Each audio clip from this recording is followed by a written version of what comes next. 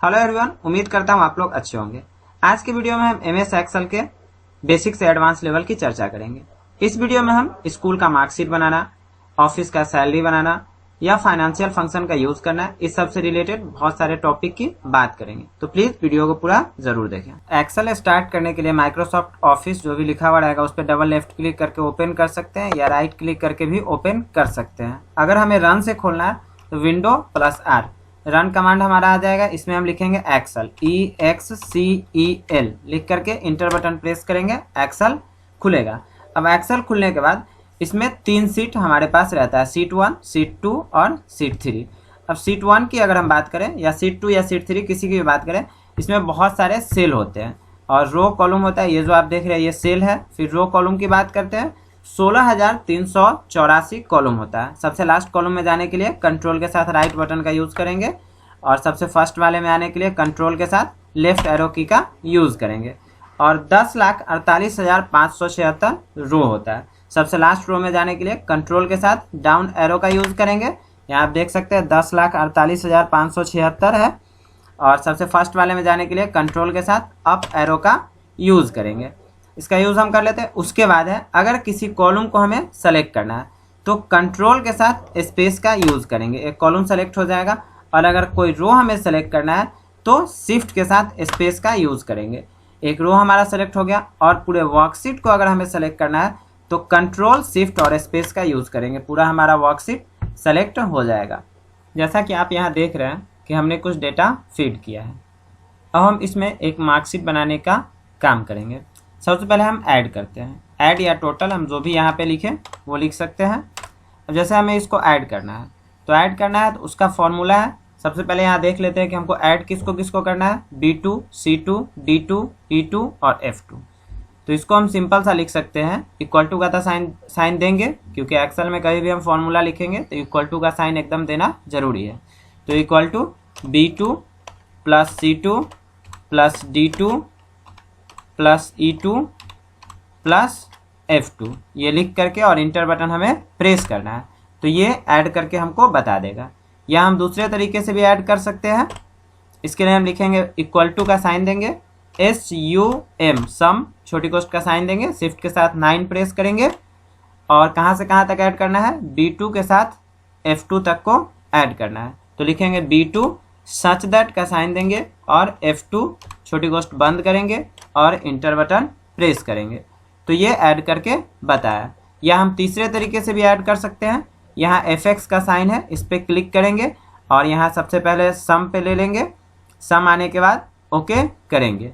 यहाँ पे ले रहा है, यहाँ नंबर 1 में B2 सच दैट F2, मतलब B2 से F2 तक के ऐड करके ये बताएगा। ओके करेंगे, ये ऐड करके बता दिया। अब इसी तरह से जैसे हमको यहाँ ऐड करना है तो अब यहाँ देख सकते हैं ये थर्ड वाले सेल में हम ऐड कर रहे हैं, तो इक्वल टू का साइन देंगे और लिखेंगे SUM सम छोटी कोष्ठ का साइन देंगे। और कहाँ से कहाँ तक करना है, B2 से F2 तक तो करना नहीं है क्योंकि ये थर्ड वाले में हमें, तो B3 से F3 तक करना है। तो लिखेंगे B3 सच दैट F3 और कोष्ठ बंद करके इंटर बटन प्रेस करेंगे, ये हमको ऐड करके बता देगा।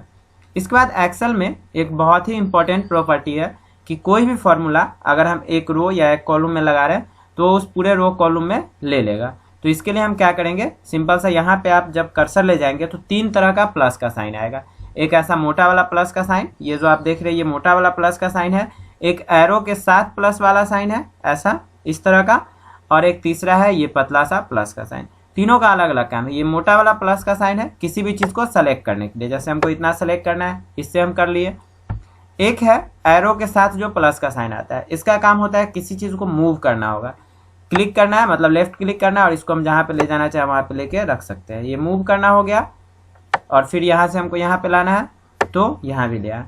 और एक थर्ड वाला जो प्लस आता है ये पतला सा प्लस, इस पर क्या करना है कि लेफ्ट क्लिक करके खींच के जहाँ तक हमको वो फॉर्मूला अप्लाई करना है वहाँ तक ले जाके और माउस का कर्सर छोड़ देंगे तो उसको ऐड करके, या जो भी फॉर्मूला हमारा जैसे यहाँ पे ऐड का है तो यहाँ से यहाँ तक ऐड करना है, बस यहाँ पे लाया सिंपल सा और माउस का जो लेफ्ट क्लिक किया है उसको छोड़ देंगे तो वो पूरे को ऐड करके बता देगा। उसके बाद करते हैं सब्ट्रैक्ट। इसमें है जिसमें से जिसको सब्ट्रैक्ट करना है बस वही हमको लिखना है। जैसे हम मान लेते हैं B2 में से C2 को घटाना है, या B2 में से D2 या B2 में से E2, कुछ भी हम सब्ट्रैक्ट कर सकते हैं। इक्वल टू का साइन देंगे, B2 minus C2, inter button press किए। फिर थर्ड वाले में है तो यहाँ पे इसी तरह से हमको लिखना होगा equal to B3 minus C3, या जिसमें से जिसको घटाना हो वो लिखेंगे। और या नहीं तो हम अगर पूरे में एक ही तरह का फॉर्मूला लगाना है तो इस तरह का प्लस का साइन आएगा, लेफ्ट क्लिक करके खींच लेंगे, सब्ट्रैक्ट करके बता दिया। यहाँ पे माइनस में आ रहा है क्योंकि B2 माइनस C2 किए हुए हैं, यहाँ आप देख सकते हैं। B4 माइनस C4 है क्योंकि फोर्थ वाले में है, तो B4 का वैल्यू कितना है 57 और C4 का है 75, तो मतलब कम में से ज़्यादा को सब्ट्रैक्ट करें, इसीलिए माइनस में इसका वैल्यू आया है। उसके बाद है मल्टीप्लीकेशन, मल्टीप्लाई करना है, जिसमें से जिसको मल्टीप्लाई करना है वो हमको यहाँ लिखना है, मतलब उसका सेल का नंबर लिखना है। इक्वल टू मान लेते हैं B2 और C2 को मल्टीप्लाई करना है, तो B2 इंटू C2 लिख करके इंटर करना है, ये मल्टीप्लाई करके बताएगा। फिर इसी तरह से थर्ड वाले सेल में है तो लिखेंगे equal to B3 into C3। फिर इसी तरह से फोर्थ वाले में आएंगे तो लिखेंगे equal to B4 into C4, या अगर हमको बार बार फार्मूला नहीं लिखना है तो एक ही फार्मूला ये प्लस वाला से हम ऐड कर सकते हैं। फिर है डिवाइड, इसमें भी लिखना है इक्वल टू का साइन देंगे और जिसमें से जिसको डिवाइड करना है, जैसे मान लेते हैं B2 डिवाइड करना है B2 को C2 से, तो B2 डिवाइडेड बाई C2 लिखेंगे। और यही फार्मूला हमको पूरे में लगाना है तो ऐसे ही प्लस का साइन आएगा, लेफ्ट क्लिक करके खींच लेना, ये फार्मूला पूरे में लग जाएगा। फिर आगे बात करते हैं, उसके बाद है मैक्सिमम और मिनिमम। ये तो हमको सब्ट्रैक्ट मल्टीप्लाई डिवाइड एक बात बताएं, इसकी ज़रूरत नहीं पड़ती मार्कशीट में, चलिए इसको हम यहाँ से हटा लेते हैं। उसके बाद बात करते हैं मैक्सिमम की। जैसे 5 सब्जेक्ट का कोई एग्ज़ाम दिया है और उसमें सबसे ज़्यादा किसमें नंबर है वो मैक्सिमम होता है और सबसे कम किसमें है वो मिनिमम होता है। तो सबसे पहले हम मैक्सिमम यहाँ पे निकालते हैं, तो इक्वल टू का साइन देंगे और कहाँ से कहाँ तक मैक्सिमम निकालना है, B2 से F2 तक, क्योंकि 5 सब्जेक्ट का एग्जाम हुआ है, ये G2 में तो टोटल निकाले हैं, तो लिखेंगे बराबर MAX छोटी गोष्ठ का साइन देंगे और लिखेंगे B2 सच दैट F2 और कोष्ठ बंद करके इंटर बटन प्रेस करना है। मतलब इस 5 सब्जेक्ट में सबसे मैक्सिमम नंबर कितना है 75, ये यहाँ पे बता दिया। और इसी तरह से हम प्लस करके सबका निकाल सकते हैं इस लाइन में। इसी तरह से मिनिमम निकालना है तो बराबर MIN छोटी गोष्ठ का साइन देंगे और फिर वही चीज़ B2 सच दैट F2 कोष्ठ बंद करेंगे और इंटर बटन प्रेस करेंगे। ये मिनिमम बता रहा है यहाँ पे। ये 5 सब्जेक्ट का एग्जाम हुआ है, इसमें आप देख सकते हैं मिनिमम कितना है 35 है, जो यहाँ पे बता दिया। इसी तरह से इसमें हमको मिनिमम निकालना है तो लिखेंगे बराबर MIN छोटी गोष्ठ का साइन देंगे और कहाँ से कहाँ तक करना है, थर्ड वाले सेल में है तो B3 such that F3, B3 such that F3 कोष्ठ बंद करेंगे और इंटर बटन प्रेस करेंगे। या यही फॉर्मूला हमको लेना है तो प्लस का साइन आएगा, इसको हम खींच सकते हैं। उसके बाद है एवरेज, इसके लिए हमको लिखना है बराबर, और एवरेज का शॉर्टकट नहीं लिखना है, पूरा एवरेज AVRAG एवरेज छोटी गोष्ठ का साइन देंगे। कहाँ से कहाँ तक का एवरेज निकाला है तो 5 सब्जेक्ट का एग्जाम दिया है B2 से F2 तक, तो लिखेंगे B2 सच दैट F2 कोष्ठ बंद करेंगे, इंटर बटन प्रेस करेंगे। ये इसका एवरेज मार्क्स है। एवरेज और परसेंटेज लगभग सेम ही आ जाता है, तो एवरेज मार्क्स है, यही वाला हमको सेम लेना है सब में फॉर्मूला, तो ये अप्लाई कर लेंगे। उसके बाद एवरेज के बाद हमको रैंक निकालना है। रैंक के लिए टोटल मार्क्स जिसमें रहेगा उससे हम यहाँ पे फॉर्मूला अप्लाई करेंगे। क्यों? क्योंकि टोटल से ही रैंक निकलेगा। जैसे 6 स्टूडेंट यहाँ पे एग्जाम दे रहा है तो 6 में से किसी का रैंक 1 आएगा, किसी का 2 आएगा, किसी का 3 आएगा, इस तरह से आएगा। तो इक्वल टू का साइन देते हैं, RAN के रैंक छोटी गोष्ठ का साइन देंगे और किसके साथ करना है हमको, G2 के साथ, तो डॉलर के साथ लिखेंगे, शिफ्ट के साथ 4 लेंगे तो डॉलर आएगा, dollar G2 comma dollar G$2 such that, और G कितना तक है 7 तक है तो लिखेंगे G7 और कोष्ठ बंद करेंगे, इंटर बटन प्रेस करेंगे। ये थर्ड रैंक में है। इसी तरह से आप पूरे का यहाँ पे रैंक निकाल सकते हैं। अब देखिए यहाँ पे इसका फर्स्ट रैंक है, इसका सेकेंड है, इसका थर्ड है, इसका फोर्थ है, इस तरह से ये सबका रैंक बता रहा है। इसके बाद बात करते हैं काउंट की, COUNT काउंट। काउंट का मतलब होता है कि जैसे कोई स्टूडेंट 5 सब्जेक्ट का एग्जाम दिया है, उसमें से कितना सब्जेक्ट में एग्जाम वो अपीयर हुआ है और किस सब्जेक्ट में वो अपीयर नहीं हुआ है। इसके लिए इस फॉर्मूला का हम यूज़ करते हैं। इसके लिए लिखना है इक्वल टू COUNT काउंट छोटी गोष्ठ का साइन देंगे और सब्जेक्ट का एग्जाम कहाँ से कहाँ तक है हमारा, B2 से F2 तक, तो लिखेंगे B2 सच दैट F2 और कोष्ठ बंद करके इंटर करेंगे। ये काउंट करके बता रहा है 5 सब्जेक्ट का एग्जाम दिया है। इसको प्लस करके आप खींच करके यहाँ देख सकते हैं। तो यहाँ आप देखेंगे कि हर जगह 5 ही आ रहा है, मतलब यहाँ पे देख रहे हैं आप कि 5 सब्जेक्ट का सारा स्टूडेंट एग्जाम दिया, इसलिए यहाँ पे काउंट करके 5 बता रहा है। चलिए यहाँ पे अगर हम इस वाले में करते हैं कि इसका एक सब्जेक्ट का एग्जाम में हम इसको एब्सेंट कर देते हैं, मतलब इसका मार्क्स हम कर देते हैं डिलीट। तो यहाँ पे आप देख सकते हैं परसेंटेज तो इसका हालांकि चेंज होगा ही होगा, लेकिन यहाँ 4 सब्जेक्ट में ही ये अपीयर हुआ है। चलिए इसको कंट्रोल जेड करके हम बैक आ जाते हैं। फिर काउंट के बाद है power, POWER power, equal to का साइन देंगे। अब जिसका हमको जितना पावर निकालना है, जैसे हम निकालते हैं 4 टू दी पावर 2, मतलब 4 का पावर हमको 2 निकालना है, तो पावर का साइन देने के लिए शिफ्ट के साथ 6 का यूज़ करते हैं और पावर 2 देंगे। 4 टू दी पावर 2 का मतलब क्या हो, 4 × 4, मतलब 4 4 जा 16। जब इंटर करेंगे तो 16 यहाँ पे दिखा रहा है। तो इसी तरह से अगर किसी का पावर हमको 3 निकालना है, जैसे equal to 4 to the power 3, तो 4 4 जा 16, 4 जा 64, यहाँ पे आप देख सकते हैं 64 है। इस तरह से आप, जैसे हम B2 का पावर 2 निकालना है, equal to B2 to the power का साइन देने के लिए शिफ्ट के साथ 6, तो B2 टू दी पावर 2 और इंटर बटन प्रेस किया, मतलब B2 का पावर 2 यहाँ पे निकाला। पावर 2 हम इसलिए यूज़ किया है कि इसके जस्ट बाद हम SQRT मतलब स्क्वायर रूट की बात करेंगे। तो अगर जिसका पावर, जैसे 4 टू दी पावर 2 करे 16 आ रहा है और 16 का स्क्वायर रूट 4 आएगा, इसीलिए हम यहाँ पे इसका यूज़ किया है। तो पावर के जस्ट बाद हम करते हैं SQRT, मतलब स्क्वायर रूट हमको निकालना है, equal to SQRT, square root का ये शॉर्टकट हुआ SQRT, कोष्ट का साइन देते हैं और जैसे हमको 16 का स्क्वायर रूट निकालना है, 16 लिख करके कोष्ट बंद करके इंटर करते हैं। 16 का स्क्वायर रूट 4 हम जानते ही है, होता ही है, और ये बता भी दे रहा है यहाँ पे। चलिए अब हम क्या करते हैं, स्क्वायर रूट निकालते हैं M2 का, क्योंकि M वाले में हम B का पावर निकालें, तो देखिएगा कि इसका जब स्क्वायर रूट निकालेंगे तो B में जो वैल्यू था वही वैल्यू आ जाएगा। तो यहाँ पे लिखेंगे इक्वल टू SQRT, छोटी कोष्ट का साइन देंगे और M2 कोष्ट बंद करके इंटर बटन प्रेस करेंगे। देखिए यहाँ पे 75 आया और यहाँ B2 में भी आप देखें 75 था, तो 75 का पावर 2 निकाले हैं तो इतना आया है, और इसका स्क्वायर रूट निकाले हैं तो 75 आया है। इसमें आप प्लस का साइन करके इसमें पूरे में फॉर्मूला आप लगा सकते हैं। यहाँ आप देख सकते हैं सेम यही चीज़ जो यहाँ पे है वो सेम यहाँ पे भी आया है। उसके बाद है परसेंटेज।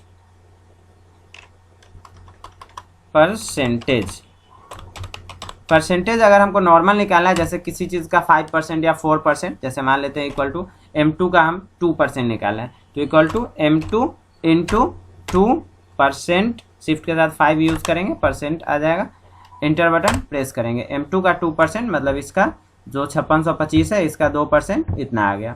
जैसे हम मान लेते हैं 100 का 10%, 100 का 10% तो हम जानते ही हैं कि 10 होता है, तो इक्वल टू लिखेंगे 100 × 10% और इंटर। देखिए यहाँ पे 10 आ गया, ठीक है। और एक है मार्क %, ये वाला हम चाहें तो पूरे में लगा सकते हैं फॉर्मूला, लेकिन इसकी हमको फिलहाल ज़रूरत नहीं है, तो इस परसेंटेज को हम यहाँ से हटा देते हैं। पावर और स्क्वायर रूट की हमें ज़रूरत नहीं है, इसको भी हम यहाँ से हटा देते हैं। अब हम मार्क % की बात करते हैं। मार्क्स % निकालने के लिए हमको लिखना है इक्वल टू टोटल हमारा जिसमें रहेगा, जैसे G2 में है तो लिखेंगे G2 × 100, ये रहेगा ही फॉर्मूला में। अब बाई डिवाइडेड बाई कितना होगा, 5 सब्जेक्ट का एग्जाम है डिवाइडेड बाई 500। अगर 4 सब्जेक्ट का एग्जाम रहता तो जिसमें टोटल रहता है उतना × 100, अब बाई अगर 4 का हो रहा है तो 400 रहता, तो अभी 5 सब्जेक्ट का एग्जाम ले रहे 500 इंटर। यहाँ पे 56.2% इसका आ गया है मार्क्स %।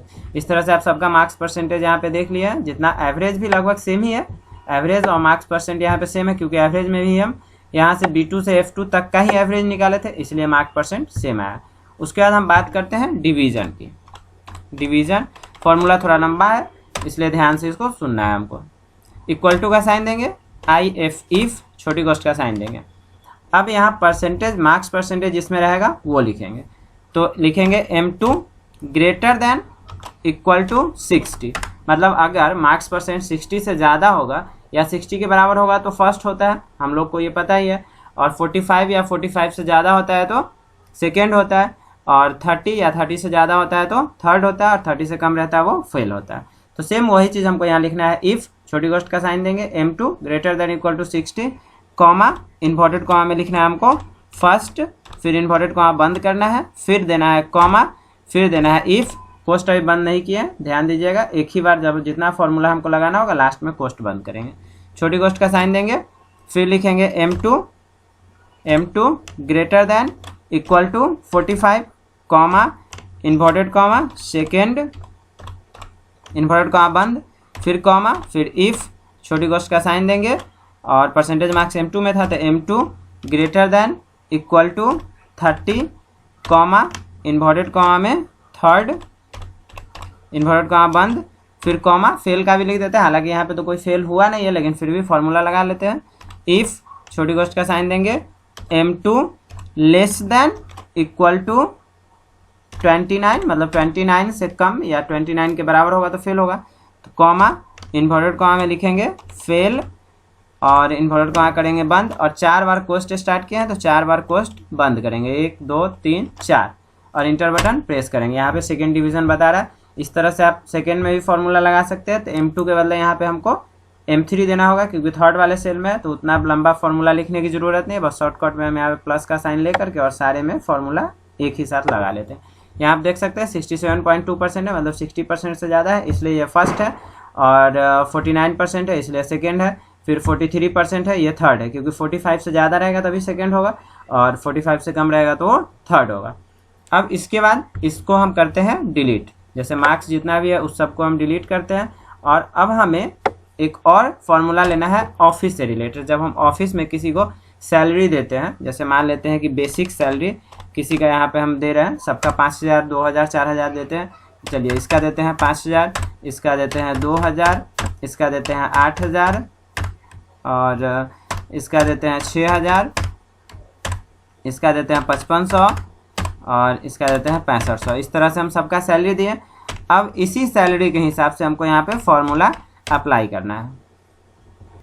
सबसे पहले हाउस रेंट की बात करते हैं, HRA house rent allowance HRA। इसके लिए हम फॉर्मूला लगाएंगे, वो तो कंपनी पे डिपेंड करेगा कि कंपनी कितना हाउस रेंट अलाउ कर रही है, लेकिन नॉर्मल हम अभी सीख रहे हैं तो नॉर्मल फार्मूला यूज़ कर देते हैं। इक्वल टू IF छोटी कोस्ट का साइन देंगे, और बेसिक सैलरी हमारा किस में है, B2 में है, तो बेसिक सैलरी तो B2 greater than equal to 8000, मतलब अगर बेसिक सैलरी 8000 हो या 8000 से ज़्यादा हो तो कॉमा दे करके उसको हाउस रेंट कितना मिलेगा 1000। कंपनी अगर उसको दे रही है कि मतलब 8000 या 8000 से ज़्यादा सैलरी है उसको हाउस रेंट 1000 मिल रहा है, और उससे जिसका कम सैलरी है उसको 500 या 800 जो भी मिलेगा हाउस रेंट वो रहेगा, तो कॉमा दे के हम यहाँ पे देंगे 800। अब ये फॉर्मूला का मतलब क्या हुआ कि इफ़ बेसिक सैलरी अगर 8000 से ज़्यादा है, मतलब B2 greater than equal to 8000 से ज़्यादा है बेसिक सैलरी, तो उसको हाउस रेंट मिलेगा 1000, और उससे कम है उसको हाउस रेंट मिलेगा 800। कोस्ट बंद करके इंटर बटन प्रेस करेंगे, ये हाउस रेंट यहाँ पे 800 आ गया। क्यों? क्योंकि इसका सैलरी 8000 से कम है इसलिए हाउस रेंट 800 आया है। फिर इसी तरह से थर्ड वाले सेल में हमको लगाना है, तो लिखेंगे इक्वल टू IF छोटी कोस्ट का साइन देंगे, ये थर्ड वाले में इसलिए लिखेंगे B3 greater than equal to 8000 comma 1000 comma 800। इस तरह से आप फॉर्मूला हर सेल में लगा सकते हैं, या नहीं तो एक ही बार फॉर्मूला को हम प्लस का साइन आएगा तो इसी तरह से पूरे में फॉर्मूला हम अप्लाई कर सकते हैं। यहाँ पे आप देख सकते हैं कि 8000 सैलरी है तो 1000 रेंट मिला है, मतलब हाउस रेंट मिला है, और 8000 से कम है सैलरी इसलिए 800 मिला है। उसके बाद बात करते हैं बोनस की, वो भी कंपनी पे ही डिपेंड करेगा कितना % बोनस दे रहा है। चलिए यहाँ पे नॉर्मल फार्मूला लगाते हैं, इक्वल टू IF छोटी कोस्ट का साइन देंगे, बेसिक सैलरी हमारा किस में है, B2 में है, तो लिखेंगे B2 greater than equal to 8000, मतलब 8000 से ज़्यादा होगा सैलरी या 8000 के बराबर होगा तो उसको कितना मिलेगा बोनस, मान लेते हैं 4% मिलेगा, तो कॉमा दे करके लिखेंगे B2 इंटू 4%, तो सैलरी का ही 4% मिलेगा, और फिर कॉमा दे के देखते हैं B2 इंटू 2%, मतलब अगर 8000 से कम सैलरी रहेगा तो उसको 2% मिलेगा। कोस्ट बंद करेंगे, इंटर बटन प्रेस करेंगे, इस तरह से इसका बोनस का यहाँ पे चार्ज आ गया है। इसी तरह से ये फॉर्मूला आप पूरे में अप्लाई कर लेंगे। उसके बाद है PF provided fund equal to if छोटी कोस्ट का साइन देंगे, बेसिक सैलरी किस में है, B2 में है, तो B2 greater than equal to 8000 comma, और वो तो भी डिपेंड करेगा कंपनी पे, तो B2 इंटू 12% कर देते हैं, मतलब 12% PF इसका कटेगा, 8000 से ज़्यादा रहेगा उसका, और जिसका कम रहेगा उसका 10% कटेगा, तो B2 इंटू 10 20%। कोस्ट बंद करके इंटर बटन प्रेस करेंगे। यहाँ पे ये पीएफ इसका आ गया, पीएफ का अमाउंट, और इस तरह से आप पूरे में फॉर्मूला अप्लाई कर सकते हैं। और फिर लास्ट में है नेट पे, मतलब फाइनल उसका पेमेंट कितना मिलेगा। तो फाइनल पेमेंट का मतलब क्या, basic salary plus house rent plus bonus और माइनस पीएफ। मतलब बेसिक सैलरी जितना है वो तो उसका रहबे करेगा, हाउस रेंट वो प्लस हो जाएगा, बोनस भी प्लस हो जाएगा, और पीएफ तो कटता है वो हमको लास्ट में मिलता है, तो इसलिए पीएफ माइनस हो जाएगा। तो लिखेंगे बराबर B2 plus C2 plus D2 और minus E2। Inter button press करेंगे। फिर इसी तरह थर्ड वाले में लेना है तो इक्वल टू का साइन देंगे, B3 plus C3 plus D3 minus E3 और इंटर बटन प्रेस करेंगे। या नहीं तो आप पूरे में फॉर्मूला यहाँ से आप लगा सकते हैं आसानी से, प्लस का साइन आएगा तो। उसके बाद बात करते हैं अटेंडेंस की। अटेंडेंस, अब जैसे कोई 10 दिन या 5 दिन एक्स्ट्रा काम कर रहा है तो उसको उसका चार्ज मिलेगा, मतलब उसका अमाउंट उसको मिलेगा। तो इसके लिए हमको लिखना है, इक्वल टू का साइन देना ही है। एक्सेल में कोई भी फॉर्मूला लगाएंगे तो इक्वल टू का साइन देंगे। बेसिक सैलरी हमारा किस में है, B2 में है, तो B2। अब वो डिपेंड करेगा, डिवाइड करेंगे इसको किससे, डिपेंड करेगा किस महीने का हम अमाउंट मिला रहे हैं। जैसे अगर 30 दिन का महीना है तो बेसिक सैलरी में 30 से डिवाइड करेंगे, अगर 31 दिन का महीना है तो बेसिक सैलरी में 31 से डिवाइड करेंगे। तो चलिए यहाँ पे B2 डिवाइडेड बाई 30 करते हैं इंटू, और वो एक्स्ट्रा कितना दिन काम किया, मान लेते हैं कि 20 दिन एक्स्ट्रा काम किया। इंटर बटन प्रेस किए। अब इसमें हम प्लस का साइन यूज़ नहीं करेंगे, हालांकि ये करके हम दिखा देते हैं, लेकिन नहीं करेंगे इसलिए कि अटेंडेंस सबका अलग अलग होगा।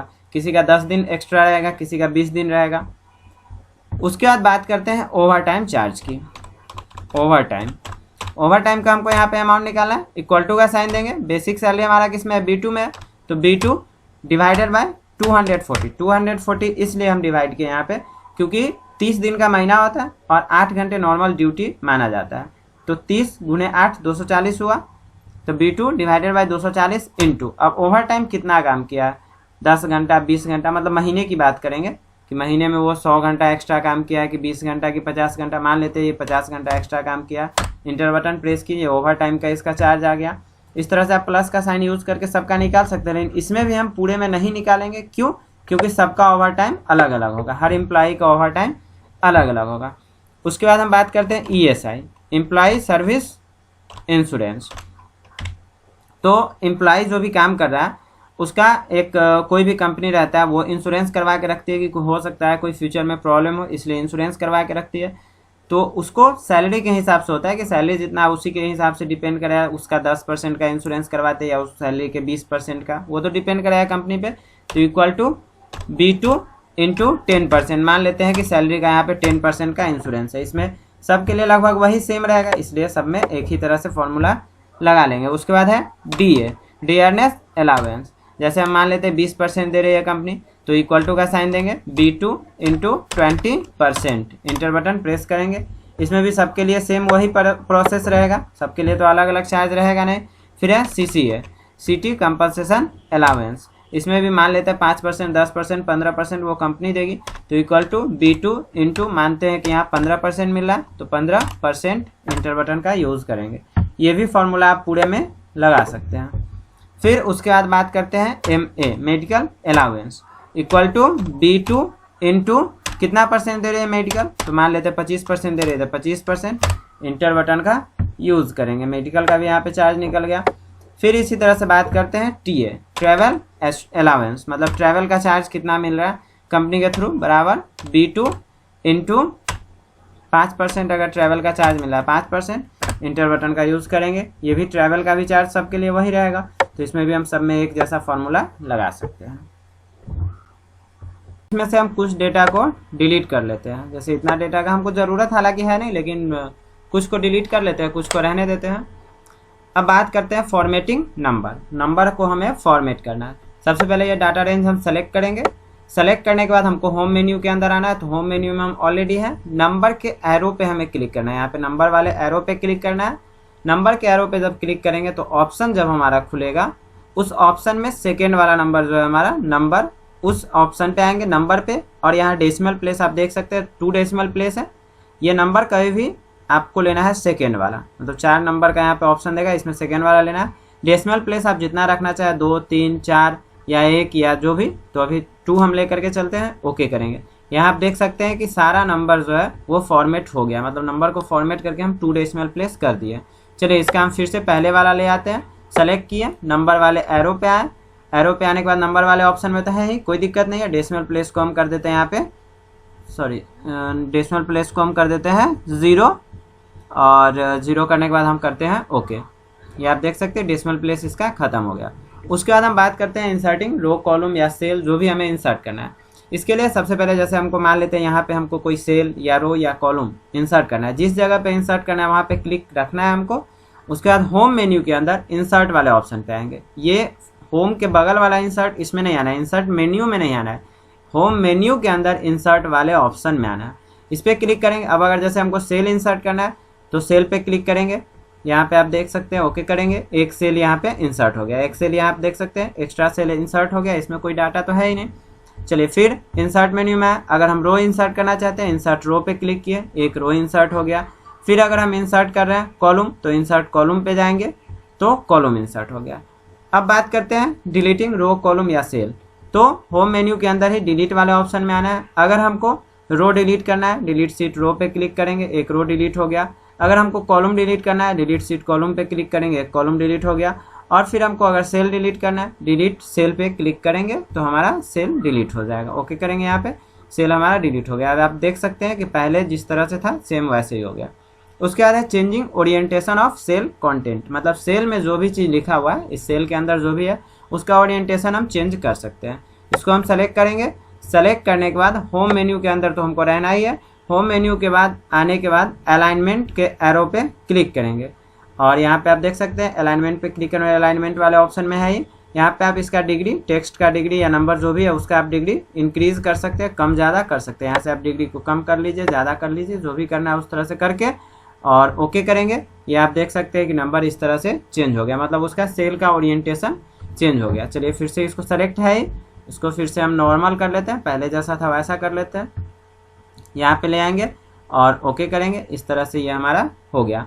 उसके बाद है रैप टेक्स्ट और shrink to fit. Wrap text जब हम चेक करेंगे तो एक ही कॉलम में लिखाएगा और श्रिंक टू फिट अगर हम चेक करेंगे तो एक ही रो में लिखाएगा। जैसे हम बात करते हैं यहाँ पे इस सेल में हम रहने देते हैं, अलाइनमेंट वाले एरो में आएंगे, अलाइनमेंट वाले एरो में आने के बाद रैप टेक्स्ट पे हमको क्लिक करना है, क्लिक करके ओके करेंगे। अब जो भी हम यहाँ पे लिख रहे हैं वो आप देख सकते हैं कि एक ही कॉलम में लिखा रहा है। और चलिए इसको हम कंट्रोल Z करके बैक आ जाते हैं, फिर अलाइनमेंट वाले एरो पे आते हैं, अलाइनमेंट वाले एरो पे आते हैं और यहाँ से रैप टेक्स्ट हटा देते हैं और श्रिंक टू फिट हम ले लेते हैं और करते हैं ओके। अब जो भी हम लिखेंगे ये आप देख सकते हैं कि एक ही रो में लिखाएगा, श्रिंक टू फिट चेक करेंगे तो एक ही रो में लिखाएगा और रैप टेक्स्ट चेक किए थे तो एक ही कॉलम में लिखाया था। कंट्रोल Z से इसको भी करते हैं डिलीट। इसके बाद बात करते हैं मर्जिंग सेल की। जैसे हम दो अलग अलग सेल है, यहाँ आप देख रहे हैं, दो सेल को हम चाहते हैं कि एक ही सेल में मर्ज करें, तो उतना सेल को सेलेक्ट कर लेंगे, अलाइनमेंट के एरो पे आएंगे और यहाँ पे मर्ज सेल का ऑप्शन है, श्रिंक टू फिट हटा देते हैं, मर्ज सेल का ऑप्शन है, उस मर्ज सेल पे क्लिक करेंगे और ओके करेंगे। अब यहाँ पे आप देख सकते हैं कि ये दोनों सेल एक ही सेल में मर्ज हो गया है, ठीक है। फिर इसको अगर हम स्प्लिट करना चाहते हैं तो फिर इस सेल को हम सेलेक्ट कर लेंगे, सेलेक्ट करने के बाद अलाइनमेंट के एरो पे आएंगे और इस मर्ज सेल वाले ऑप्शन को हटा देंगे, ओके करेंगे। ये सेल जैसा पहले था वैसा स्प्लिट होकर के आ जाएगा। उसके बाद है पेस्ट स्पेशल। एक सीट के डेटा को किसी दूसरे सीट में अगर हमको ले जाना है, जैसे आप यहाँ पे देख सकते हैं सीट 1, सीट 2, सीट 3 है, और भी सीट हम ले सकते हैं। तो एक सीट के डेटा को किसी और सीट में ले जाना है तो नॉर्मली हमको पेस्ट करना नहीं है, पेस्ट स्पेशल का यूज़ करना है। तो सबसे पहले हम यहाँ पे डाटा को सेलेक्ट कर लेते हैं, सेलेक्ट करने के बाद हम करते हैं कॉपी, कॉपी करने के बाद हम आ जाते हैं दूसरे सीट में, सीट 2 में आ गए और यहाँ पे हम नॉर्मल पेस्ट नहीं करेंगे, इसके एरो पे क्लिक करके पेस्ट स्पेशल पे क्लिक करेंगे। अब यहाँ पेस्ट स्पेशल का हम यूज़ क्यों करते हैं, तो इसलिए करते हैं कि पेस्ट स्पेशल में हमको ऑप्शन देता है कि सारा चीज़ हमको पेस्ट करना है या सिर्फ फार्मूला करना है या सिर्फ वैल्यू करना है या फिर जो भी है टेक्स्ट लिखा हुआ उसको करना है। तो ये आप अपना अप्रोप्रिएट जो ऑप्शन रखना है वो आप रख सकते हैं, या नहीं तो अगर सारा डेटा को एक सीट से दूसरे सीट में ले जाना है तो नॉर्मल से आप ऑल वाला पे रहने देंगे और ओके करेंगे, वो सीट का पूरा डेटा इस सीट में आ जाएगा। फिर हम आ जाते हैं सीट फर्स्ट में, हमारा जो पहले वाला सीट है इस सीट में हम आ गए, कंट्रोल डी सेलेक्ट करने के लिए। अब है वैलिडेशन, जैसे हम इतना डाटा रेंज सेलेक्ट किए हैं, और इसमें हम डाटा वैलिडेशन लगाना चाहते हैं कि जो डाटा हम लिखना चाहेंगे उतना ही लिखाएगा, उससे न कम न उससे ज़्यादा। तो उसके लिए हमको कहाँ जाना है, सेलेक्ट कर लेंगे। उसके बाद हमको डेटा मेन्यू में आना है, डाटा मेन्यू में आ गया और इसमें डाटा वैलिडेशन का ऑप्शन है। डाटा वैलिडेशन वाले ऑप्शन पे क्लिक करेंगे। यहाँ पे अलाउ में है एनी वैल्यू। एनी वैल्यू मतलब कोई वैल्यू, जैसे अभी हम लिख रहे हैं तो कोई भी वैल्यू, हम टेक्स्ट लिखते हैं तभी भी ले लेता है, नंबर लिखते हैं तो भी ले लेता है, अगर हम डेसिमल वाला नंबर लेंगे वो भी ले लेगा। तो यहाँ पे हम क्या करते हैं कि होल नंबर ले लेते हैं और यहाँ पे मिनिमम हम वैल्यू दे देते हैं 10 और मैक्सिमम दे देते हैं 20, मतलब 10 और 20 के बीच का ही वो नंबर लेगा। और एरर अलर्ट में यहाँ पे 3 तरह का अलर्ट है, एक है स्टॉप, एक है वार्निंग और एक है इंफॉर्मेशन। तो कोई भी आप एक रख सकते हैं। चलिए हम स्टॉप ही रहने देते हैं और एरर मैसेज दे देते हैं, जो भी हम लिखना चाहें, जैसे गलत नंबर है या जो भी हम लिखना चाहें वो हम लिख सकते हैं। वो लिख करके हम करेंगे ओके। अब जब 10 और 20 के बीच का ही हमको लिखना है तो 10 से कम जैसे 9 होता है, 9 अगर हम यहाँ पे लिख करके इंटर कर रहे हैं तो यहाँ पे ये हमारा एरर मैसेज दे दिया, जो भी हम स्टॉप वाला लगाए थे वो दिया, और गलत नंबर है जो भी हम लिखे थे वो यहाँ पे आ गया। चलिए फिर इसको करते हैं सेलेक्ट। अब जैसे हम मान लेते हैं कि इसमें हम वैलिडेशन लगाना चाहते हैं, इतना को अलग से सेलेक्ट कर लेते हैं, इसमें हम डेसिमल वाला वैलिडेशन लगाना चाहते हैं। सेम वही प्रोसेस, डाटा मेन्यू में आना है, डाटा वैलिडेशन पे क्लिक करना है और यहाँ पे हमको सेटिंग में आने के बाद एनी वैल्यू को हटा करके डेसिमल ले लेना है और फिर मिनिमम ले लेते हैं 10.5 और मैक्सिमम ले लेते हैं 20.5। और यहाँ भी एरर अलर्ट स्टॉप वाला पहले हम देख लिए हैं। अब वार्निंग वाला एक ले लेते हैं। वार्निंग में हम मैसेज ABC जो भी हम टाइप करना चाहते हैं वो टाइप कर देते हैं, ओके किए। अब यहाँ पे 10.5 से 20.5 के बीच का ही लिखना है। जैसे हम अगर डेसिमल में 9.5 लिख रहे हैं तो नहीं लेगा, नहीं लिया, यहाँ पे मैसेज यहाँ पे दे दिया। या हम अगर सिंपल सा 9 लेते हैं फिर भी नहीं लेगा। क्यों नहीं लेगा, क्योंकि डेसिमल वाला हम इसमें वैलिडेशन लगा चुके हुए हैं। अब जैसे हमें कॉलम का विड्थ या रो का हाइट चेंज करना है, तो हालांकि हम शॉर्टकट में भी कर सकते हैं। जैसे इसका हाइट हमें चेंज करना है तो ऐसा प्लस का साइन आएगा, तो इसका यूज़ करके हम यहाँ से चेंज कर सकते हैं। और यहाँ पे भी ले जाएंगे कर्सर तो इस तरह का आएगा, तो यहाँ से भी हम चेंज कर सकते हैं। और अगर हमको प्रोसेस से करना है तो सिंपल सा उसको हम सेलेक्ट कर लेंगे। सेलेक्ट करने के लिए इस तरह का एरो वाला आएगा, उस पर आप क्लिक करेंगे, इस तरह से सेलेक्ट होगा। या इसको करना है तो इस पर भी ऐसा एरो का साइन आएगा, तो क्लिक कर लेंगे, वो सेलेक्ट हो जाएगा। चलिए सेलेक्ट कर लेंगे। सेलेक्ट करने के बाद हमको होम मेन्यू के अंदर आना है और ये सेल के फॉर्मेट वाले ऑप्शन में आना है। फॉर्मेट में सबसे पहले अगर हम हाइट चेंज करना चाहते हैं, रो हाइट पे क्लिक करेंगे। यहाँ पे 18 लिया हुआ है, इसको हम 30 कर देते हैं। 30 करके करते हैं ओके। यहाँ पे आप देख सकते हैं हाइट यहाँ पे चेंज हो गया। फिर अगर इसका विड्थ चेंज करना है, फॉर्मेट वाले मेन्यू में आएंगे, कॉलम विड्थ पे क्लिक करेंगे और विड्थ आप जितना देना चाहें, जैसे हम 20 दे देते हैं, सॉरी 15 दे देते हैं और करते हैं ओके। यहाँ आप देख सकते हैं विड्थ भी चेंज हो गया। चलिए बैक आ जाते हैं, कंट्रोल से कंट्रोल Z। या आप यहाँ से भी चेंज कर सकते थे। फिर से फॉर्मेट में आकर के हमको रो हाइट जितना था उतना हम कर देंगे और कॉलम विड्थ जितना था उतना हम कर देंगे। उसके बाद बात करते हैं मैनेजिंग डाटा की। सबसे पहले इसमें होता है सेल रेफरेंस।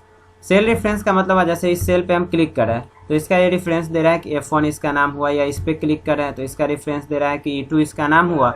और यहाँ पे जो भी हम फार्मूला यूज़ किए वो फार्मूला दे रहा है, या यहाँ पे हम जो फार्मूला यूज़ किए वो फार्मूला दिया। ये सेल रेफरेंस होता है। उसके बाद हम बात करते हैं नेम्ड रेफरेंस की। जैसे हम इतना को सेलेक्ट किए और इसका कोई हम स्पेशल नेम देना चाहते हैं। इसमें जैसे कोई अभी C2 सीधा लिखा हुआ है, इसका हम कुछ स्पेशल नाम अगर देना चाहते हैं तो फार्मूला वाले मेन्यू में आएंगे और इसमें डिफाइन नेम का ऑप्शन है। इसका हम ABC जो भी नाम देना चाहेंगे वो नाम दे करके करेंगे ओके।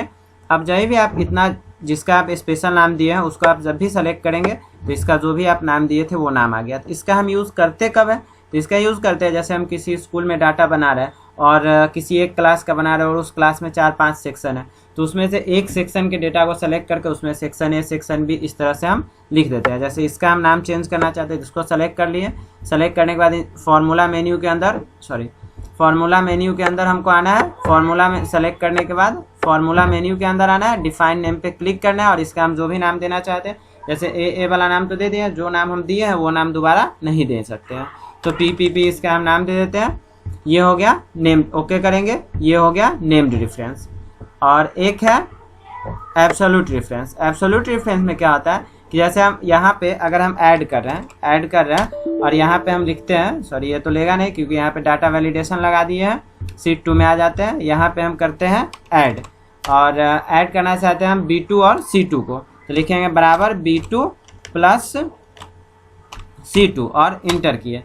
अब ये वाला B2 और C2 को यहाँ पे ऐड किया, इस वाले में किसको ऐड करेगा B3 C3 को, इसमें B4 C4 को। अगर हम इस प्लस का यूज़ करते हैं तब, ये शुरू में ही आपको बताया है कि एक्सेल में एक फॉर्मूला हर जगह ले लेता है।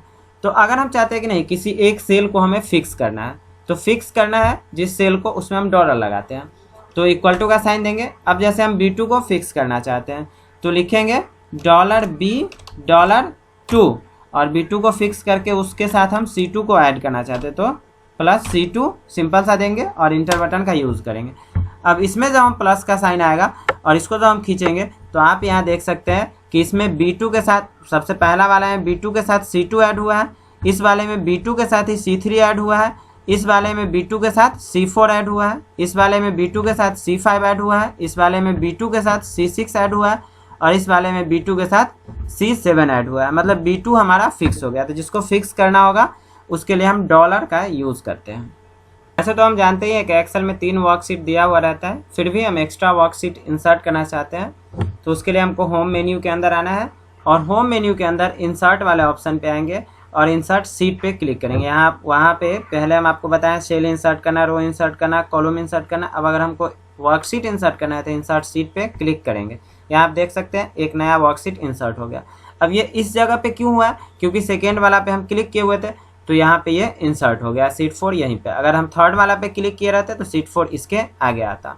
उसके बाद है डिलीटिंग वर्कशीट। जिस वर्कशीट को डिलीट करना चाहते हैं, जैसे हम मान लेते हैं सीट 4 जो अभी इंसर्ट किए इसको डिलीट करना है, तो होम मेन्यू के अंदर डिलीट वाले ऑप्शन पे आना है और डिलीट सीट का यूज़ करना है हमको। तो वर्कशीट डिलीट हो जाएगा, सेल करेंगे तो सेल डिलीट होगा, रो करेंगे तो रो होगा, तो डिलीट सीट पे हम आ जाते हैं। ये सीट एक वर्कशीट हमारा डिलीट हो गया। अगर हम सीट 3 को डिलीट करना चाहते हैं, सीट 3 में रहेंगे और डिलीट वाले ऑप्शन पे आएंगे और डिलीट सीट पे क्लिक करेंगे, ये सीट 3 हमारा डिलीट हो जाएगा। सीट 1 को भी हम चाहते हैं डिलीट करना, सीट 1 पे रहेंगे और हम डिलीट वाले ऑप्शन पे जाएंगे, डिलीट सीट पे क्लिक करेंगे, ये सीट हमारा डिलीट हो जाएगा। इसमें मतलब फार्मूला यूज़ किए हुए थे इसलिए इस तरह का मैसेज आया। अब अगर हम वर्कशीट को रीनेम करना चाहते हैं तो होम मेन्यू के अंदर ही फॉर्मेट वाले ऑप्शन में रहेंगे और रीनेम सीट का ऑप्शन है। जब इस पर हम क्लिक करेंगे तो यहाँ पे आप देख सकते हैं कोई भी नाम हम दे रहे हैं वो नाम यहाँ पे ले रहा है। नाम देने के बाद हम इंटर बटन का यूज़ करेंगे, ये वर्कशीट का नाम दूसरा हो गया है। जैसे अब हम फाइनेंशियल फंक्शन का यूज़ करना चाहते हैं, इसमें क्या है, एक होता है फ्यूचर वैल्यू निकालना, एक होता है पर मंथ टर्म निकालना। फ्यूचर वैल्यू का मतलब क्या हुआ, जैसे LIC का हम प्रीमियम जमा कर रहे हैं और फ्यूचर में हमें 1 लाख या 2 लाख या 5 लाख रुपए हमें देता है तो वो होता है फ्यूचर वैल्यू। और एक है पर मंथ टर्म, मतलब अगर हम किसी बैंक से लोन ले रहे हैं और लोन लेने के बाद हमें वहाँ पे इंस्टॉलमेंट जमा करना होता है मंथली, वो होता है पर मंथ टर्म। तो सबसे पहले हम फ्यूचर वैल्यू निकालने की बात करते हैं। उसके लिए मंथली जो इंस्टॉलमेंट हम दे रहे हैं वो देंगे इंस्टॉलमेंट, और उसके बाद वो रेट कितना इंटरेस्ट हमें दे रही है और टाइम कितने टाइम के लिए हम उसको पैसा जमा कर रहे हैं। उसके बाद हमारा आ जाएगा FB फ्यूचर वैल्यू। तो इंस्टॉलमेंट मान लेते हैं 2250 रुपये का हम इंस्टॉलमेंट दे रहे हैं, वो रेट हमें दे रहा है 10% का, और उसके बाद टाइम 25 साल के लिए हम जमा कर रहे हैं, तो हमें फ्यूचर वैल्यू निकालना है। इसके लिए हम आ जाएंगे FX वाले ऑप्शन पे। यहाँ पे FB है, अगर नहीं रहेगा तो इस जगह पे हम टाइप करेंगे FB, टाइप करके हम करेंगे गो और FB का फॉर्मूला हमारा आ जाएगा, ओके करेंगे। अब सबसे पहले रेट, मतलब कितना रेट है, इंटरेस्ट है, तो रेट हमारा किस सेल में है, सेल का नंबर देना है। K3 में है तो लिखेंगे K3, और रेट जो होता है वो सालाना होता है तो उसको हम डिवाइड करेंगे 12 से, और फिर N पर मतलब कितना टाइम के लिए है, तो टाइम हमारा किस में है, K4 में है। ये जो टाइम है हमारा K4 में है, तो K4 और टाइम को करेंगे 12 से मल्टीप्लाई। ये चीज़ ध्यान रखिएगा, पर मंथ टर्म या फ्यूचर वैल्यू दोनों में से अगर कोई भी चीज़ निकालना हो तो रेट में 12 से डिवाइड करेंगे और टाइम में 12 से मल्टीप्लाई करेंगे। और पर मंथ टर्म मतलब इंस्टॉलमेंट हमारा कितना है 2250, और है किस में, K2 में, तो K2 लिखेंगे और करेंगे ओके। यहाँ पे ये आप देख सकते हैं करेंसी में आ गया है, ये वैल्यू जो है वो करेंसी में है, तो नंबर वाले एरो पे आएंगे और यहाँ से हम नंबर वाले ऑप्शन में जाएंगे और सेकेंड वाला ऑप्शन चूज़ करेंगे और डेसिमल प्लेस हम कर लेते हैं 0, क्योंकि डेसिमल प्लेस से हमको कोई ज़रूरत है ही नहीं, 0 ले लेते हैं, ओके करते हैं। ये इतना रुपये हमें फ्यूचर में मिलेगा अगर हम 2250 का इंस्टॉलमेंट दे रहे हैं तो। एक होता है पर मंथ टर्म निकालना, जैसे है कि हम किसी से लोन ले रहे हैं, मतलब बैंक से हम लोन ले रहे हैं, मान लेते हैं लोन कितने का भी हम ले लेते हैं, 5 लाख का लोन लिए और उसके बाद बैंक हमसे इंटरेस्ट ले रही है 12% का इंटरेस्ट ले रही है, और उससे हम टाइम मांगे हैं कि 5 साल का या 10 साल का हमें टाइम दीजिए। तो पर मंथ टर्म मतलब मंथली इंस्टॉलमेंट हमें कितना देना है, पर मंथ टर्म हमें निकालना है। तो इसके लिए भी हम यहाँ पे FX में आ जाएंगे, और FX में आने के बाद यहाँ पे PMT हमें टाइप करेंगे, या नहीं तो अगर यहाँ पे है तो कोई दिक्कत नहीं, PMT ले लेंगे, अगर नहीं है तो टाइप करके गो करेंगे तो PMT का फॉर्मूला आ जाएगा। ओके करेंगे। रेट है किसमें, N3 में, N3 में है रेट, तो लिखेंगे N3 और रेट को क्या करना है 12 से डिवाइड करना है, डिवाइडेड बाय 12, और N पर मंथ मतलब कितना टाइम के लिए, तो ये किस में है N4 में है, तो लिखेंगे N4 और इनटू करेंगे 12, और प्रेजेंट वैल्यू किस में हमारा N2 में है, तो लिखेंगे N2 और करेंगे ओके। ये भी हमारा करेंसी में आया है, इसको भी हम चेंज कर लेते हैं। यहाँ से नंबर वाले एरो में आएंगे, नंबर वाले ऑप्शन में जाएंगे, सेकेंड वाला ऑप्शन चूज करेंगे, और डेसिमल प्लेस हम यहाँ पे 0 ले लेंगे और करेंगे ओके। तो इतना रुपये हमको मंथली देना होगा, मतलब 7174 रुपये मंथली देना होगा 10 साल तक। तो हमें 5 लाख या जो भी हमें अमाउंट लिखे उतना का हमें लोन मिलेगा। अब ध्यान दीजिए कि अगर हम चाहते हैं कि नहीं लोन अमाउंट हम चेंज करें, जैसे हम मान लेते हैं कि यहाँ पे जैसे इंस्टॉलमेंट हम 2250 का दे रहे हैं, और फ्यूचर वैल्यू हमें इतना रुपया मिला है 29 कितना है जो भी है वो हम मान लेते हैं कि यहाँ पे हम नहीं, ये फ्यूचर वैल्यू हम नहीं लेना चाहते, इसको हम चेंज करना चाहते हैं कि नहीं इससे ज़्यादा हो या इससे कम हो। तो इसके लिए भी हमको क्या करना है कि डाटा मेन्यू में आना है, और व्हाट इफ़ एनालिसिस पे क्लिक करना है, और गोल सीक पे क्लिक करना है। गोल सीक पे क्लिक करने के बाद सेट सेल, ये K2 हम K5 रहने देते हैं, इसको हम कितना चेंज करना चाहते हैं। अभी कितना है 11,000 10,000 लाख 10 लाख 29 लाख है, इसको हम चाहते हैं कि नहीं हमको इतना रुपया नहीं मिले, हमको सिर्फ 10 लाख रुपया ही मिले। तो यहाँ पे लिखेंगे 10 लाख, 10 लाख, तो 10 लाख हमको रुपया मिलेगा। तो हम चेंज किसको करना चाहते हैं, मतलब टाइम को चेंज करना चाहते हैं या इंस्टॉलमेंट को।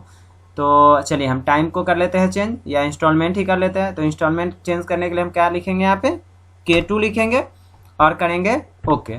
अब यहाँ पे जब हम इंस्टॉलमेंट चेंज किए तो इंस्टॉलमेंट हमारा इतने रुपया का हो गया जो 25 साल तक हम देंगे, और इतना रुपया हमारा फ्यूचर वैल्यू मिलेगा। तो इस तरह से अगर हम चाहते हैं कि फ्यूचर वैल्यू चेंज करें तो ऐसे आप फार्मूला का यूज़ कर सकते हैं। यहाँ पे माइनस में आया, इसके लिए भी सेम वही प्रोसेस, होम मेन्यू के अंदर नंबर वाले एरो पे आएंगे, और सेकेंड वाला ऑप्शन नंबर पे आ जाएंगे, सेकेंड वाला ऑप्शन लेंगे, डेसिमल प्लेस यहाँ पे हम 0 कर लेंगे। ठीक है, इसके बाद बात करते हैं चार्ट इंसर्ट करने की। सबसे पहले इसमें से कुछ डेटा हम कर लेते हैं डिलीट, और उसके बाद जब हमें चार्ट इंसर्ट करना है तो सबसे पहले डाटा रेंज को सेलेक्ट करेंगे।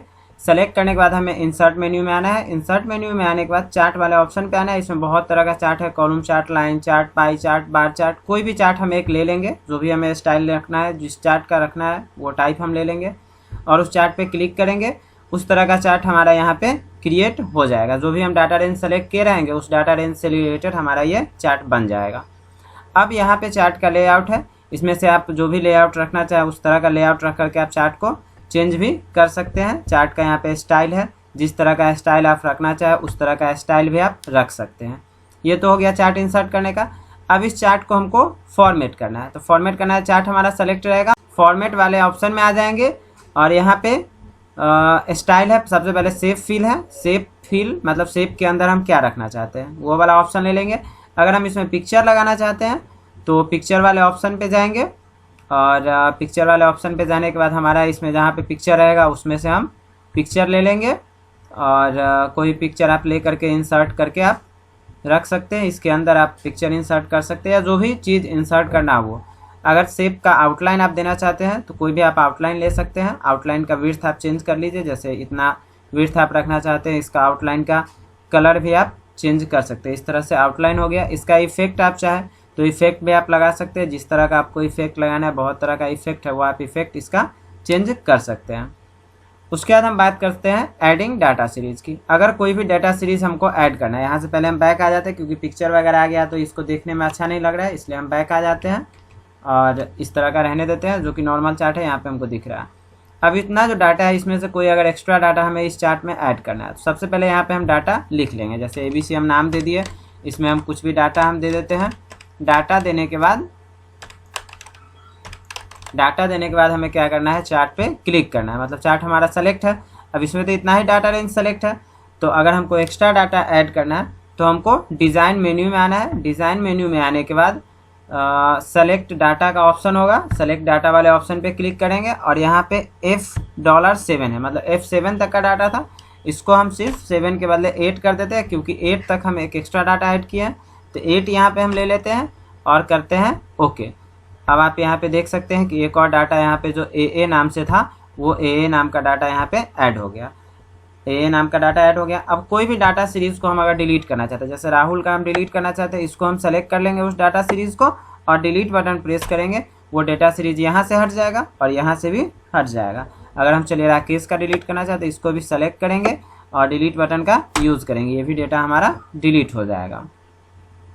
चलिए अब इस चार्ट को करते हैं डिलीट, इस पर क्लिक किए, इसको किए कट, ये चार्ट हमारा हट गया। अब हम बात करते हैं डाटा को फॉर्मेट करने की। सबसे पहले हम डाटा रेंज को सेलेक्ट करेंगे, ये हमारा डाटा रेंज है, इसको हम सेलेक्ट किए। सेलेक्ट करने के बाद होम मेन्यू के अंदर फॉर्मेट एज टेबल पे क्लिक करना है। यहाँ पे बहुत सारा टेबल का स्टाइल है, जो भी हमें स्टाइल रखना चाहे वो स्टाइल लेकर के क्लिक कर देंगे और करेंगे ओके। उस तरह का यहाँ पे टेबल का स्टाइल हो जाएगा, मतलब उस तरह से हमारा डाटा फॉर्मेट हो जाएगा। फिर कंट्रोल Z करते हैं, बैक आते हैं, उसके बाद है क्रिएट स्टाइल। अगर हमें नया स्टाइल क्रिएट करना है तो डाटा रेंज सेलेक्ट करेंगे, तो डाटा रेंज हम सेलेक्ट किए हुए हैं। होम मेन्यू के अंदर आना है, होम मेन्यू के अंदर ऑलरेडी हम आए हुए हैं, सेल स्टाइल वाले ऑप्शन पे जाएंगे और इसमें बहुत तरह का सेल का स्टाइल है, कोई भी आप स्टाइल ले सकते हैं। इतना तरह का सेल का स्टाइल अगर आपको पसंद है तो ठीक है, कोई भी आप स्टाइल ले लीजिए, इस तरह का रहेगा, कोई दिक्कत नहीं है। अगर इसमें से भी पसंद नहीं है तो सेल स्टाइल पे आने के बाद हम न्यू सेल स्टाइल पे आ जाएंगे। न्यू सेल स्टाइल पे आने के बाद इसका स्टाइल का हम नाम जो भी हम देना चाहें, जैसे अपना ही नाम हम दे देते हैं, नवनीत स्टाइल का नाम दे दिए। फिर फॉर्मेट वाले ऑप्शन पे आएंगे। अब क्या क्या चीज़ इसमें हम फॉर्मेट करना चाहते हैं, सबसे पहले हम नंबर वाले ऑप्शन में है, नंबर का यही रहने देते हैं, डेसिमल प्लेस हम कर लेते हैं यहाँ से 0। फिर अलाइनमेंट पे आ जाते हैं, अलाइनमेंट इसका थोड़ा सा हम ये टेक्स्ट का डायरेक्शन चेंज कर देते हैं। फिर फॉन्ट का कलर ये जो है ब्लू, इसका हम कर देते हैं फॉन्ट का कलर रेड या ब्लैक, जो भी हम करना चाहे वो हम कलर यहाँ से चेंज कर सकते हैं। चलिए अभी ये रहने देते हैं, येलो रहने देते हैं। और भी बॉर्डर वगैरह जो भी लगाना है वो सारा चीज़ आप ऑप्शन सेट करके फिर करेंगे ओके और फिर करेंगे यहाँ पे ओके। अभी तो ये सेट हुआ नहीं है, सेलेक्ट रहने ही देंगे, सेल स्टाइल वाले ऑप्शन पे जाएंगे और यहाँ पे जो भी हम स्टाइल लिए हैं उस पर करेंगे क्लिक। आप देख रहे हैं आप यहाँ से कि डाटा जो भी हम सेलेक्ट किए हैं उसका स्टाइल चेंज हो गया है। फिर कंट्रोल Z करते हैं, एक स्टेप बैक आ जाते हैं। अब है कंडीशनल फॉर्मेटिंग से अगर हमको डाटा को फॉर्मेट करना है तो कैसे करेंगे। सबसे पहले डाटा रेंज को सेलेक्ट करेंगे, सेलेक्ट कर लिए, होम मेन्यू के अंदर आना है, होम मेन्यू के अंदर भी आ गया है, कंडीशनल फॉर्मेटिंग वाले ऑप्शन पे क्लिक करना है। कंडीशनल फॉर्मेटिंग वाले ऑप्शन पे जब हम क्लिक करेंगे तो ये वाला ऑप्शन खुलेगा। उसके बाद है न्यू रूल पे हमको क्लियर करना है, मतलब सॉरी न्यू रूल पे क्लिक करना है। न्यू रूल पे क्लिक किए, उसके बाद है format only cell that content, इस पर क्लिक करेंगे और उसके बाद है सेल वैल्यू रहने देंगे, बिटवीन ये भी रहने देते हैं। मान लेते हैं कि सिर्फ 5000 से 8000 वाले सेल को हम चेंज कर रहे हैं, 5000 से 6000 ही रहने देते हैं, 5000 से 6000 वाले को चेंज कर रहे हैं। तो चेंज कर क्या रहे हैं, अभी तो कोई फॉर्मेट हम सेट नहीं किए, इसमें हम सेट कर देते हैं कोई कलर वगैरह हम ले लेते हैं। इसका हम कलर ले लेते हैं रेड और ये कर देते हैं बोल्ड और इसका साइज चेंज वेंज कर सकते हैं, ओके कर लेंगे और यहाँ पे करेंगे ओके। तो 5000 से 6000 जो भी हम रखे थे उसके बीच का जो डाटा रहेगा वो हमारा चेंज हो जाएगा। तो फ्रेंड्स मिलते हैं नए वीडियो में नए टॉपिक के साथ। उम्मीद करता हूँ आप लोगों को ये वीडियो पसंद आया होगा।